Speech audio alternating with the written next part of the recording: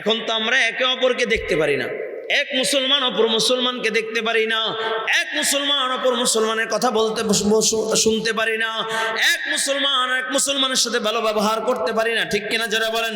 শুধু তাই না, দুই ভাই, আপন দুই ভাই, এক বাবারই সন্তান হইয়া বলে বড় ভাইয়ের দিকে মেজো ভাই তাকায় না, বড় ভাই মেজো ভাইয়ের সাথে কথা বলে না, মেজো ভাই বড় ভাইয়ের সাথে কথা বলে না, ছোট ভাই বড় ভাইকে দেখতে পারি না, বড় ভাই ছোট ভাইকে দেখতে পারি না। আছে কি নাই? সামান্য সম্পদ নিয়ে, ঠিক কিনা জোরে বলেন?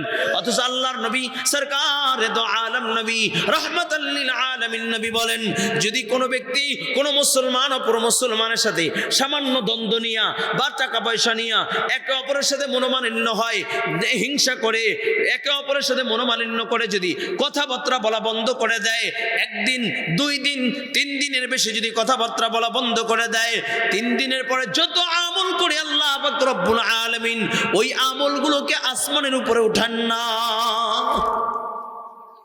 কি বুঝলেন? অথচ যুগ যুগ ধরে 2 ভাই কথা বলা বন্ধ।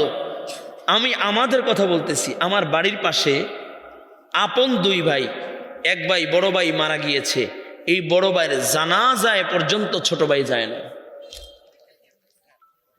বড় ভাইয়ের জানাজায় পর্যন্ত এই এত হিংসা আর এত দিমাগ যে বড় ভাইয়ের জানাজায় পর্যন্ত যায় না। আল্লাহ হেফাজত করব না। আমিন।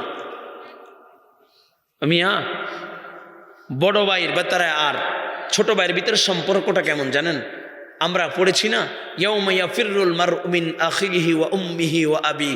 আল্লাহ তাআলা এখানে আগে ভাইয়ের কথা বলছেন, তারপরে মা, তারপর বাবার কথা বলছেন। কিয়ামতের ময়দানে ভাই ভাইয়ের পরিচয় দিবে না, মা সন্তানের পরিচয় দিবে না, বাবা সন্তানের পরিচয় দিবে না। আল্লাহ তাআলা আগে ভাইয়ের কথা কেন বলছেন? কয় ভাই ভাইয়ের বন্ধনটা এত গভীর আর এত মজবুত।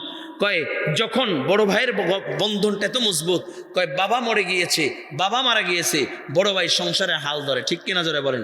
নিজের ভবিষ্যতের দিক না তাকায়া তারপরে সন্তানের ছোট ভাইদেরকে নিজের সন্তানের মতো লালন পালন করে, এটাই হলো বড় ভাই, ঠিক কিনা জোরে বলেন? অথচ এই 2 ভাই একে অপরের সাথে কথা বলে না, ভাই বোন একে অপরের সাথে কথা বলে না, ঠিক কিনা জোরে বলেন?